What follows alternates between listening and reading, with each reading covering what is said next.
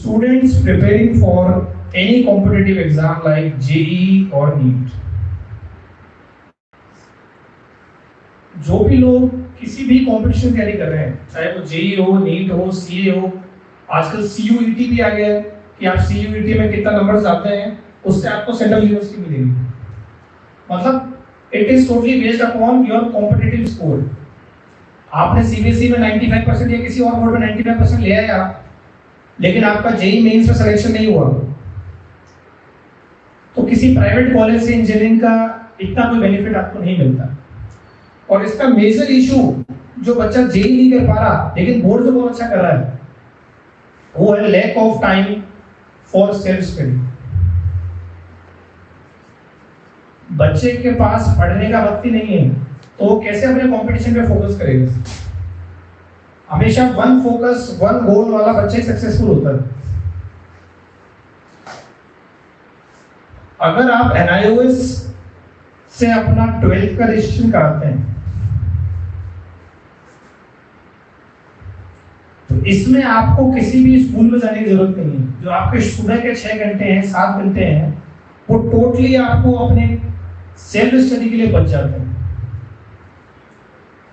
Morning hours में आप totally अपनी सेल्फ स्टडी कर सकते हैं, फिर आफ्टरनून में आप जाकर अपने जो भी कॉपी कोचिंग इंस्टीट्यूट है उसमें प्रिपरेशन करें और एक ही गोल रखें कि मुझे JEE मेंस में या JEE एडवांस में बहुत अच्छा स्कोर करना है।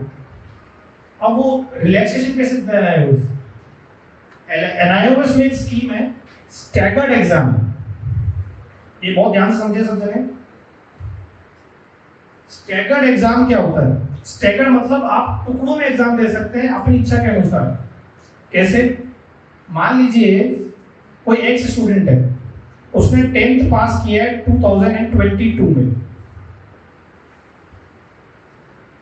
10th 2022 में किया है, तो वो 12th कब करेंगे?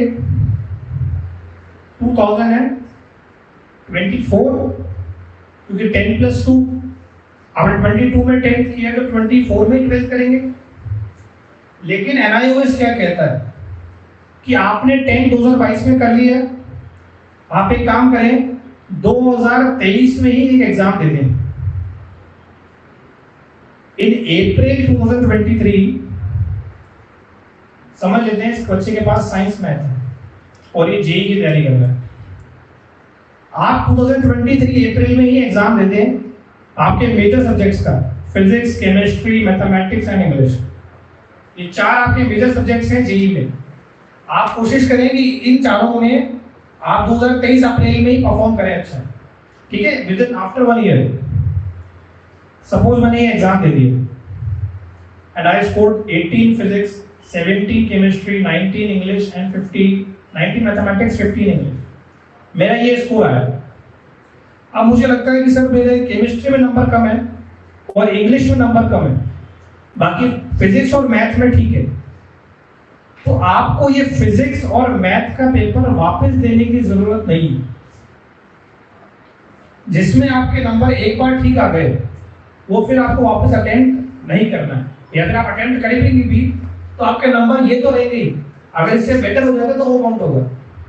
जैसे आपको एक और चांस मिला नेक्स्ट अक्टूबर 23 में, आपने सिर्फ 2 पेपर दिए, केमिस्ट्री और इंग्लिश। केमिस्ट्री में आपका स्कोर आया इस बार 40 और इंग्लिश में आया 90, तो आपके पहले 50 थे, अब है 90, ये काउंट नहीं होगी। अब आपका नया स्कोर हो गया इंग्लिश का 90 और केमिस्ट्री में आपके 40 आए तो ये काउंट नहीं होंगे, आपका नया स्कोर हो गया 70। अब आपका जो फाइनल अटेम्प्ट है 2024, उसके लिए आपके पास सिर्फ 2 पेपर बच गए हैं, एक केमिस्ट्री और एक कोई भी ऑप्शनल पेपर। तो आपके पास 3 चांसेस हैं। एक तो पहले आपको पता है कि किस सब्जेक्ट में मेरा स्कोर कितना है, तो आपके पास वो डर नहीं है कि 75% बनेंगे या नहीं बनेंगे, आपके पास वो डर नहीं है कि मैं फेल हो जाऊंगा, क्योंकि पहले आपके पास रिजल्ट है। और जो बच्चे JEE की तैयारी करते हैं वो फर्स्ट अटेम्प्ट में ही चारों सब्जेक्ट में 75+ ले आते हैं। तो उनको पूरा एक साल सिर्फ कंपटीशन तैयारी मिलता है, तो पूरे एक साल सिर्फ वो अपने जेई पे फोकस करते हैं और बोर्ड से फ्री हो जाते हैं और उन्हीं बच्चों के नंबर फिर रैंक आते हैं। मैं आपको पूरा डेटा दे सकता हूँ कि 10,000 रैंक में से 1500 बच्चे NIOS के हैं, जो 10,000 IIT के रैंक्स हैं उसमें 1500 स्टूडेंट्स NIOS से क्वालिफाइड हैं। रीजन क्या है? ये स्टैगर्ड एग्जाम से वो फर्स्ट अटेम्प्ट में ही बोर्ड से फ्री हो गए। अब 24 घंटे एक ही टारगेट है, जेई नीट। आप एक ही आइडिया को लेके चलेंगे तो हमें सिलेक्शन होगा।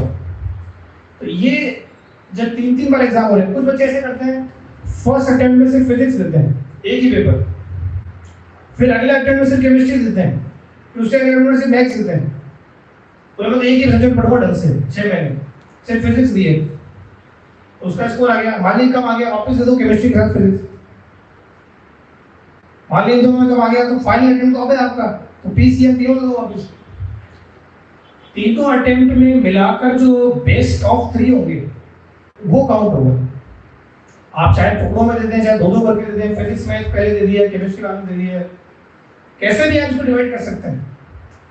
बच्चों को क्या होता है कि पीसीएम में से एक सब्जेक्ट वीक रह जाता है, जैसे फिजिक्स केमिस्ट्री मैथ सबके पेपर दिए, फिजिक्स मैथ में अच्छा स्कोर हो गया, तो अब केमिस्ट्री की 2 चांस और है, सिर्फ आपको एक सब्जेक्ट पढ़ना है केमिस्ट्री, अक्टूबर में दे दीजिए, उसके अगले अप्रैल में दे दीजिए, 3 चांस मिलेंगे केमिस्ट्री के।